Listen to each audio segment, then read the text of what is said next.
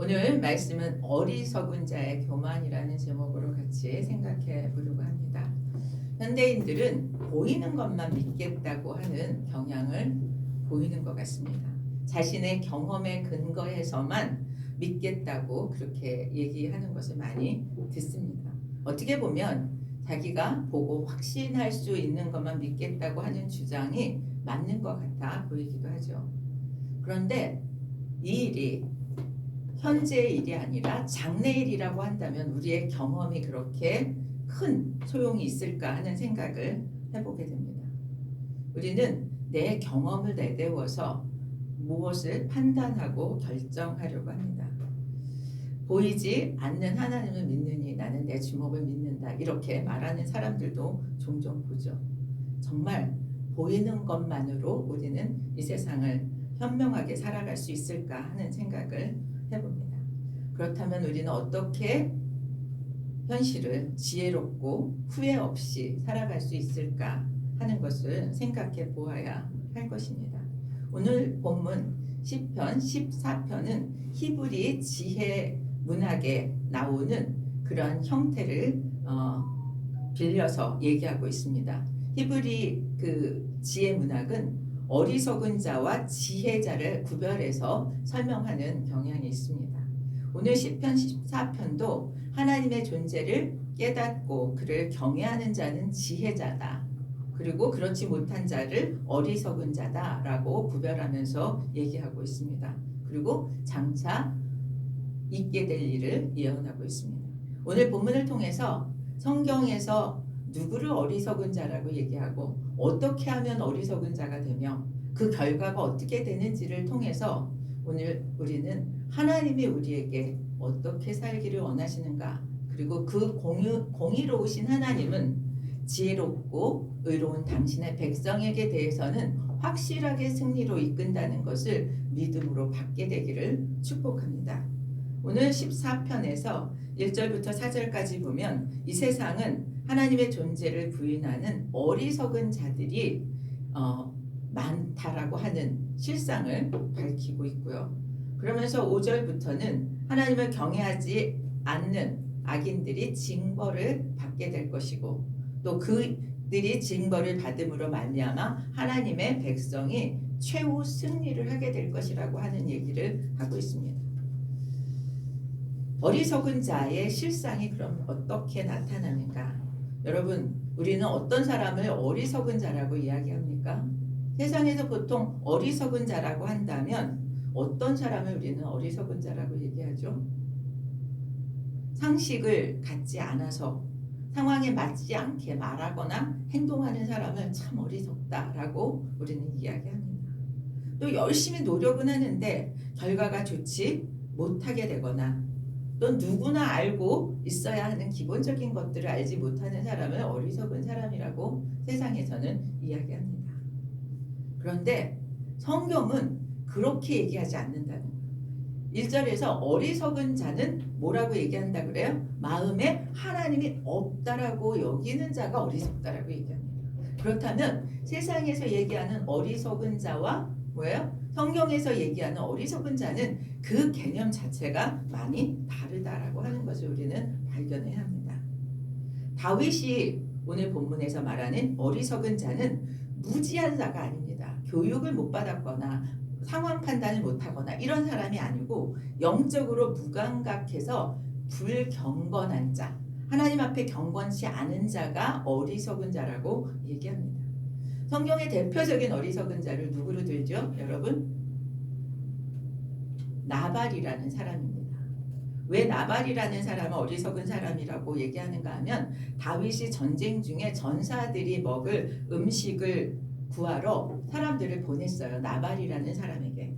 그러니까 나발이라고 하는 사람은 하나님의 축복을 받아서 잘 살고 있었던 사람입니다. 그에게 전쟁에 필요한 그런 음식을 달라고 사람들을 보냈을 때 나발이 아주 단칼에 거절해서 쫓아보냅니다. 그래서 왜 그것을 거절했다고 해서 어리석은 사람이라고 하는가? 그 얘기는 아까 얘기한 어리석은 자와 지혜로운 자의 구별에 의해서 그렇게 얘기했다고 생각해야죠. 하나님을 경외하고 하나님의 편에 서 있는 사람, 그리고 하나님의 일에 헌신하는 그 일에 기꺼이 함께하는 사람은 지혜로운 사람이고, 그렇지 못한 자는 어리석은 자인데, 나발이 다윗의 그 식량을 구하는 일에 정면으로 거절함으로써 다윗이 그들을 침공하려고 합니다. 그런데 지혜로운 아내 아비가일이 현명하게 대처하죠. 그 얘기를 듣고 음식을 준비해 가지고 다윗에게 가서 정말 자기 남편이 어리석었다라고 하는 얘기를 하면서 양해를 구합니다. 그래서 다윗이 침공하는 것을 막아내게 되어집니다. 우리가 어리석은 자와 지혜자의 구별을 성경에 있는 기준으로 해서 오늘 같이 살펴보기를 원합니다. 그렇다면 왜 어리석은 자들은 하나님이 없다라고 얘기할까요? 하나님이 없다라고 얘기하는 사람들은 도대체 어떤 근거로 없다라고 얘기하는가입니다. 첫째는 하나님이 보이지 않습니다. 여러분, 육안으로 하나님을 보신 분이 계십니까? 육안으로 보이지 않아요. 왜냐하면 하나님은 영적인 존재이기 때문에 우리 눈으로는 볼 수 없습니다. 그런데 사람들은 어리석은 이유가 저는 그렇게 생각되어져요. 눈에 보이지 않는 공기는 있다고 믿습니다. 그렇죠? 공기는 바람으로 느낄 수 있다 등등으로 얘기해요. 공기가 보이지는 않아도 우리가 숨을 쉼으로 공기의 존재를 인정합니다. 그런데 공기의 존재는 보이지 않아도 믿는데 하나님의 존재는 보이지 않기 때문에 믿지 않는다고 한다면 자기 모순에 빠지는 것이 아닌가 하는 생각을 해봅니다. 그들은 공기의 존재는 믿으면서 하나님의 존재를 믿지 못한다는 것 자체가 어리석음을 나타내는 것이라고 생각합니다. 어리석은 자들은 내가 볼 수 없기 때문에 하나님이 존재하지 않는다라고 주장함으로써 어떤 일을 하는가 하면 하나님의 자리에 자기를 놓는 일을 하는 것입니다. 하나님이 계셔야 할 자리에 하나님을 치우고 자기가 있으므로 자기가 마음대로 살겠다라고 하는 것이 이 어리석은 자의 교만입니다. 이렇게 어리석게 되는 것은 인간이 가지고 있는 죄성 중에 교만 때문이라고 보는 거죠. 라인홀드 니버라고 하는 사람은 교만을 4가지로 이야기했다고 합니다. 첫 번째는 권력적인 교만. 낮은 자리에 있을 때는 겸손하지만 높은 권세를 가지게 될 땐 다른 사람들을 무시하는 교만의 태도를 가지게 된다는 거죠. 두 번째는 지적인 교만을 얘기합니다. 자기가 모를 때는 겸손하지만 많은 지식을 가졌고 많은 것을 안다라고 생각할 때 모르는 사람들을 무시하게 되는 것이 지적인 교만이라고 얘기합니다. 셋째는 도덕적인 교만입니다. 누구나 도덕적인 결함이 있습니다. 그럼에도 불구하고 자기의 부도덕에는 가만히 있지만 자기가 좀 더 도덕적이고 다른 사람이 좀 더 부도덕하게 여겨질 때 다른 사람들을 비난하게 되는 모습들도 도덕적인 교만이라고 얘기한다는 거죠. 우리는 영적인 교만에 대해서도 생각해 볼 수 있습니다. 신앙생활을 좀 더 잘하는 것처럼 보이고 기도를 좀 더 많이 하는 것처럼 느껴지고 성경을 좀 많이 알고 헌신을 좀 많이 하는 그것이 뭐예요? 정말 내가 교만하게 되는 영적인 교만으로 가게 된다면 이것은 정말 잘못된 일이라고 하는 얘기를 하게 됩니다. 인간의 교만이 참으로 경계해야 되는 이유는 자신을 하나님 자리에 놓게 되기 때문이라는 거죠. 그것이 문제라는 거예요. 왜 문제가 되는가 하면 자기를 하나님의 자리에 놓으면 하나님을 찾지도 않고 알고자 하지도 않게 된다는 거죠. 교만은 그래서 어떤 종류의 교만이든 교만해지면 하나님을 찾지 않게 되고 하나님을 거역하게 되기 때문에 이 교만이 무서운 것이고, 그래서 잠언에서 교만은 패망의 선봉이라고 얘기하는 것입니다. 성경에서 오늘 뭐라고 얘기하냐면 하나님이 없다고 하는 어리석은 자들은 부패하고 가증한 행위를 하고 선한 일을 하지 않는다고 얘기합니다. 그들은 생각하는 것이나 행하는 것에 있어서 악한 일에 집중한다는 것입니다. 여기서도 선과 악의 기준은 세상에서 얘기하는 것과 다릅니다. 선은 하나님을 믿고 섬기는 것이 선이고 의를 따라가는, 하나님을 믿고 섬기는 것을 선으로 여기는 사람은 의를 따라 행할 수밖에 없는 줄 압니다. 선을 행할 수 없는 존재예요. 인간은 아담의 그 죄 이래로 전적으로 부패한 것이 인간입니다. 그래서 누구도 선을 행할 만한 사람은 없어요. 그런데 우리가 하나님의 은혜로 구원을 받고 성령을 통해서 거듭나면 이제는 어떤 사람이 되어져요? 선을 행할 수 있는 사람이 되어집니다. 그리고 하나님이 우리의 심령에 하나님의 자리를 차지하게 되면 우리의 심령을 자극하고 선을 행하고자 하는 열망을 우리에게 가져다주고, 그렇지 못할 때 우리의 양심을 괴롭게 만들기 때문에 우리는 선을 행할 수 있는 능력을 가지게 되는 줄 믿습니다. 하나님을 믿고 따르는 일은 우리가 교만해서는 따를 수 없습니다. 왜냐하면 하나님의 자리에 나를 놓기 때문에 내 마음대로 하는 삶을 살아가기 때문에 절대적인 하나님 앞에 순종을 할 수 없기 때문에 그렇다는 거죠. 2절에 보면 다윗은 하나님은 하나님을 찾는 자가 있는지 보고 계신다고 얘기해요. 하나님은 한 사람 한 사람을 살펴보면서 진짜 하나님을 찾는가? 하나님의 관심의 대상이 되시길 예수 그리스도의 이름으로 축복합니다. 하나님의 관심이 대상이 된다는 것은 하나님을 찾는 자를 하나님이 관심을 가지신다는 거예요. 여러분, 하나님을 찾으시기를 바라요. 다윗의 인생은요, 정말 뭐라 그러나 힘들고 어려운 일들과 기쁘고 좋은 일들이 너무너무 많았습니다. 그런데 그 일들을 다 겪어냈어요. 좋은 일도 나쁜 일도 겪어내면서 어떤 사람이 되었는가 하면 기도의 용사가 되었습니다. 그 일을 그냥 지나가게 한 것이 아니라 그 일들을 만날 때 하나님 앞에 기도하면서 그 일들을 감당해왔다고 하는 거죠. 저는 우리들이 하나님을 찾는 사람, 하나님의 관심을 받는 사람, 그래서 하나님의 관심이 대상이 되는 우리들이 되기를 원합니다. 하나님이 그래서 우리의 일에 관심을 갖고 개입하는 역사가 일어날 줄 믿습니다.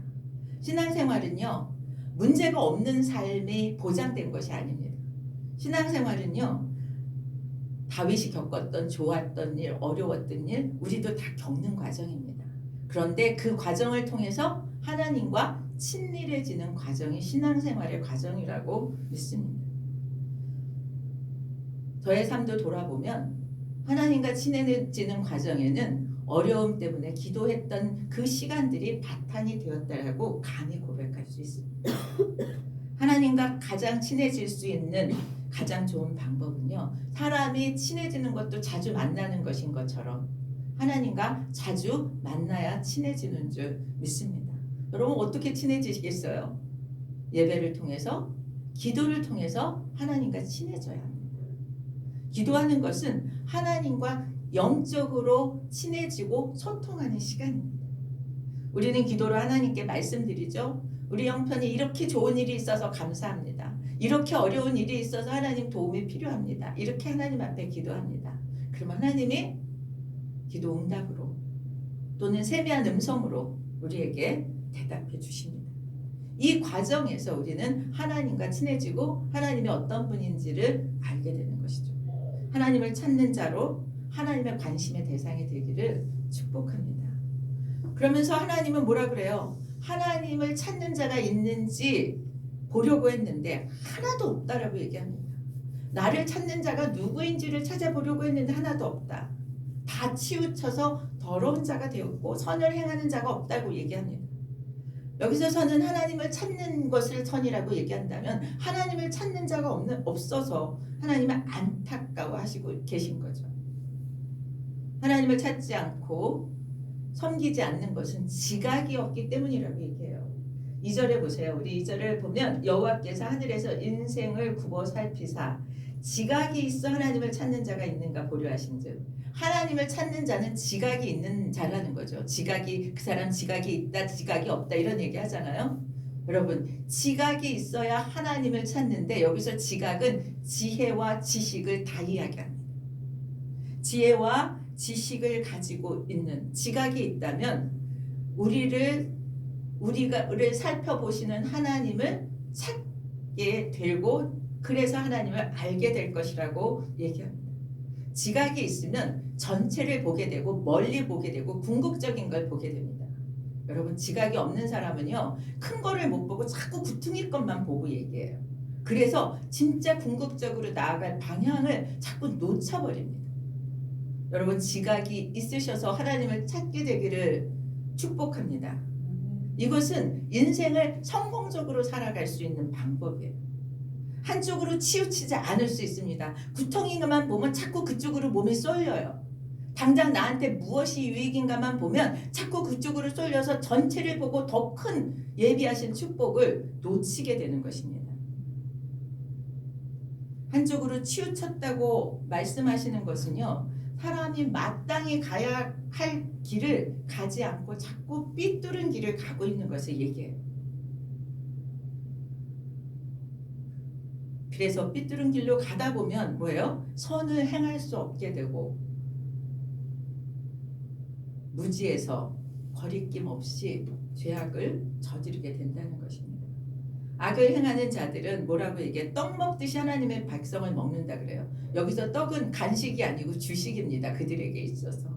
그래서 밥 먹듯이 하나님의 백성을 고통스럽게 악한 자들이 그렇게 힘들게 한다는 뜻이에요. 죄악을 저지르는 것이 악한 자들에겐 일상이라는 얘기를 하고 있습니다. 그런데 악행을 저지르는 대상이 누구냐? 지금 오늘 본문에서는 하나님을 믿는 사람들이 저들의 악행의 대상이라는 거예요. 그 예수 믿는 사람들은, 하나님을 잘 믿어보려고 하는 사람들은 이 땅에서 살기가 어렵다는 거죠. 이 세상에서 진짜 그리스도인으로 살아가려고 한다면 불의한 자들에 의해서 고난을 당하게 되고 어려움을 받게 될 수 있다는 얘기를 하게 됩니다. 그들은 그리스도인들을 핍박하면서 즐거워하죠. 그러나 여러분, 이 일은 계속되지 않아요. 그들의 핍박이 그리스도인들을 계속해서 괴롭힐 수는 없습니다. 왜냐하면 하나님의 성품에 뭐가 있기 때문이에요? 공의로우심이 있기 때문에 그렇습니다. 공의로우신 하나님은 의인을 핍박하는 악인을 그대로 용납하지 않으십니다. 거리낌 없는 악을 행한다고 해서 우리가 낙심하고 좌절할 이유가 없습니다. 왜냐하면 우리의 원수 갚는 것은 누가 해주셔요? 하나님이 해주시기 때문이에요. 우리가 그것을 갚으려고 노력하지 않아도 돼요. 공의로우신 하나님 앞에 아뢰기만 하십시오. 하나님은 참고 선을 행하는 사람에게 영광을 더딥혀 주시겠다고 로마서 2장 7절에서 그렇게 약속해주고 있습니다. 여러분, 우리에게 이 믿음이 있기를 축복합니다. 우리가 정말 하나님의 뜻을 따라가면서 만나는 어려움들을 참고 선을 행하려고 한다면 하나님이 그것을 영광으로 더딥혀 주신다는 것을 믿어야 우리는 그것을 인내할 수 있고 궁극적인 승리를 경험할 수 있습니다. 하나님의 어리석은 자에게 징벌을 하신다고 말씀하세요. 그들의 징벌은 첫 번째가 뭐냐 하면요, 5절에 의하면 두려워하고 두려워하였다라고 얘기합니다. 두려워하고 두려워하였다. 악인들은 자기 마음대로 하고 자기가 하나님 자리에 있어서 자기 뜻대로 하고 사는 것 같지만 실제적으로는 마음속에 큰 두려움이 있다는 거예요. 하나님이 안 계시다고 큰 소리 치지만 결국은 큰 두려움에 떤다는 거죠. 하나님의 심판과 영원한 지옥 형벌 때문에 그들은 두려워하고 있습니다. 5절에 악인들의 그런 두려움의 원인은 어디 있다고 얘기하냐면 5절에 뭐라고 얘기합니까? 거기서 그들은 두려워하고 두려워하였으니 하나님이 의인의 세대에 계심이로다. 하나님이 누구와 함께하고 자기들과 함께하지 않아요? 의인과 함께하고 악인들과 함께하지 않기 때문에 저들에게 두려움이 있다라고 하는 거죠. 하나님이 없다고 하면서도 두려워하는 것이 참 아이러니입니다. 죄와 죽음의 문제, 본질적인 존재의 문제를 해결하지 않고는 다 두려울 수밖에 없다는 거죠. 그렇게 두려워하면서 살 수밖에 없는 이유는 악인들과 하나님이 함께 하시지 않기 때문에, 죄인들과 하나님이 함께 하시지 않기 때문에 두렵습니다. 그들이 밥 먹듯이 하나님의 백성들을 핍박을 해도 저들이 두려워해요. 다윗은 너무 많은 위험과 그런 생명의 위기 가운데서도 평안히 잠을 잤다라고 얘기해요. 마음의 안식을 누릴 수 있었다고 얘기해요. 여러분, 이것이 하나님이 함께하는 자가 누리는 평안입니다. 아까 평안에 대한 기도를 했는데 우리 시편 4편 8절에 보면 내가 평안히 눕고 자기도 하리니 나를 안전하게 살게 하시는 이는 오직 여호와이시니라. 여러분, 평안을 누리시길 축복합니다. 생명의 위기 앞에서도 잠을 자고 평안했다는 다윗. 여러분, 평안의 핵심 요인은요, 상황이 아닌 것을 다시 한번 우리가 깨닫기를 바랍니다. 우리가 진짜 평안은 하나님이 동행하시면 평안한 줄 믿습니다. 상황 때문에 두려운 것이 아니라고 하는 거예요. 우리는 어떤 상황이 벌어지면 두려워하면서 그 상황 때문에 두려워한다라고 얘기합니다. 분명히 다윗은 하나님이 함께 하시면 두렵지 않고 평안하다고 얘기합니다. 인간의 두려움의 근본 원인은 하나님과 함께 하냐 아니냐의 문제인 줄 압니다. 하나님은 당신의 뜻에 맞춰서 살아가려고 하는 자와 함께 하시고 그런 자들을 찾으시고 그들의 문제에 개입하시는 줄 믿습니다. 하나님의 의인들에게는 함께 하시지만 악인들에게는 하나님의 심판이 함께 할 거라고 말씀하고 있습니다. 악인들은 가난한 자, 즉 의롭게 행하는 자들의 계획을 끊임없이 방해하고 억압하고 그 일을 이루지 못하려고 하지만 하나님은 당신의 백성들을 지키시고 보호해 주시고 피난처가 되어 주십니다. 여러분, 상황이 어렵습니까? 어디로 피하셔요?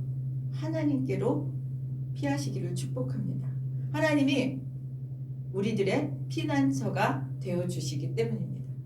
하나님은 의인을 지키시고 보호하시기에 악인들의 억압과 방해를 계속해서 허용하시지 않는다는 사실을 믿으시길 축복합니다. 여러분, 우리가 의인이 되는 건 뭘 많이 해서가 아닙니다. 하나님을 믿고 따르고 주님과 동행하는 삶을 살 때 하나님이 우리와 함께 하시고 우리의 문제에 개입하시고 인도하시고 보호하시는 줄 믿습니다.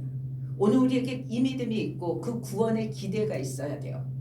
7절을 보면 우리 7절 함께 보겠습니다. 이스라엘의 구원이 시온에서 나오기를 원하도다. 여호와께서 그의 백성을 포로된 곳에서 돌이키실 때 야곱이 즐거워하고 이스라엘이 기뻐하리로다. 이스라엘의 구원이 어디에서 나온다고요? 시온에서 나온다고요. 메시아가 오셔서 구원을 이루실 것을 나타내는 말씀입니다. 메시아가 오신다는 뜻은 무슨 뜻이냐면요, 이제까지의 핍박이 그치게 될 것이라는 거예요. 믿으십니까? 예수 그리스도의 오심은 이제까지의 핍박이 그치고 승리하게 될 것이다. 하나님이 포로된 자들을 그곳에서 돌이키시는 순간이다. 예수를 안 믿던 사람들이 예수께로 돌아오는 순간. 그러면 커다란 기쁨이 임하게 될 것입니다. 예수 처음 믿고 기뻐하셨던 기억이 있습니까? 메시아가 다시 오실 때 우리는 또 그렇게 기뻐하시는 구원의 날을 맞이하게 될 것입니다. 이것을 간절히 소망하는 믿음이 우리에게 있어요. 다윗 시대에 하나님의 백성들이 하나님이 없다라고 하는 불의한 자들에게 억압과 핍박을 받았던 것처럼 오늘날도 하나님을 모르는 자들의 그런 어려움을 우리가 받아가면서 살아갑니다. 왜냐하면 이 세상은 공중 권세를 잡은 사단이 지배하는 곳이기 때문에 그렇습니다.